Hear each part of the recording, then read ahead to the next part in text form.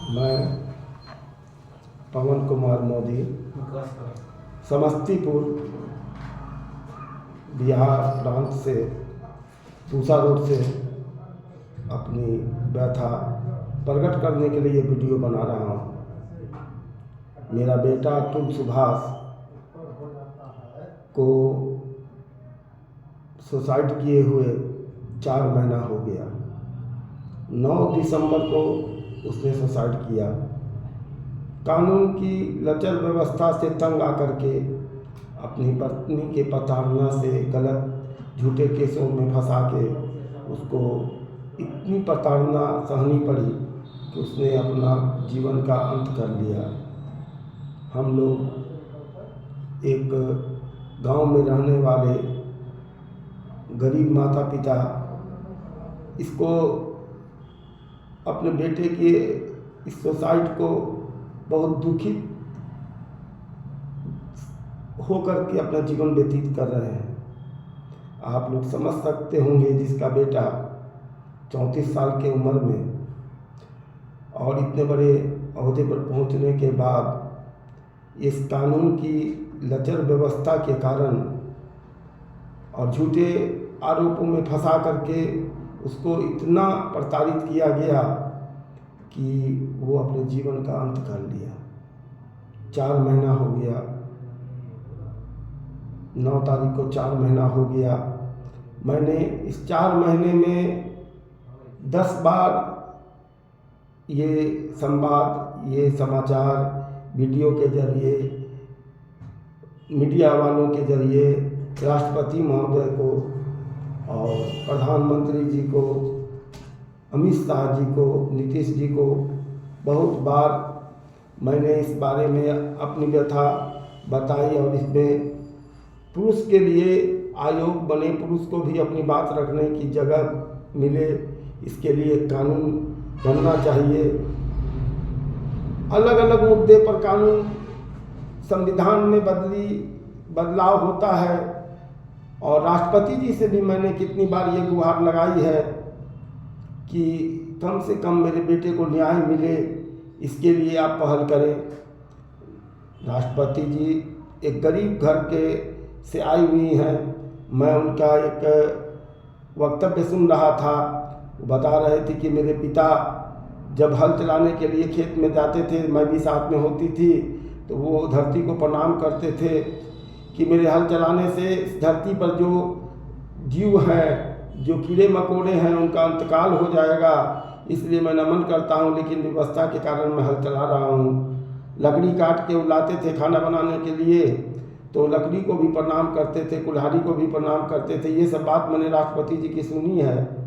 तो जब आपको इतना दर्द सब चीज़ों से है, तो इस माता पिता के दुख को आप क्यों नहीं सुन रहे हैं? और इस आवाज़ को उठाने के लिए 19 अप्रैल को जंतर मंतर पर एक सत्याग्रह आयोजित किया गया है। उसमें तमाम नवयुवक जो इससे पीड़ित हैं, नहीं हैं पीड़ित, जो महिला हैं जिनकी बहू उनको पीड़ित किए हुए है और जो महिला है जिनका पुत्र पीड़ित है, सभी लोगों से मेरा ये निवेदन है कि अधिक से अधिक मात्रा में आकर इस सत्याग्रह को सफल बनाने की कोशिश करें और हमारा साथ दें। पूरे भारत से, पूरे दिल्ली के लोगों को मैं ये आह्वान देना चाहता हूँ कि ये माता पिता की दुख दर्द में आप शामिल होकर के इस सत्याग्रह को आप सफल बनाने के लिए हमारे सहयोग करें और इस सत्याग्रह को सफल बनावें, जिससे कि प्रधानमंत्री जी के कान में और राष्ट्रपति जी के पास ये संवाद पहुँचे कि कम से कम पुरुष के लिए भी कोई जगह, कोई आयोग बनना चाहिए। आज आप देखते होंगे कि पहले ये आवाज़ दबी हुई थी, लेकिन अतुल सुभाष के कांड के बाद ऐसा कोई दिन नहीं है कि जिस दिन कोई ना कोई इस तरह का कांड नहीं होता हो।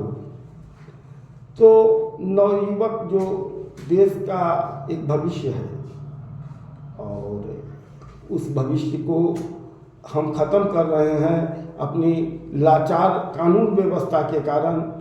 तो उस पर आप लोग आकर के साथ दें और इस आयोजन को सफल बनावें। बहुत कष्ट के साथ मैं ये वीडियो बना रहा हूँ कि आप लोग इस कष्ट के घड़ी में मेरा साथ दें और मुझे ये प्रेरणा दें कि हम लोग आपके साथ हैं और ये आवाज़ को पहुँचा कर के रहें।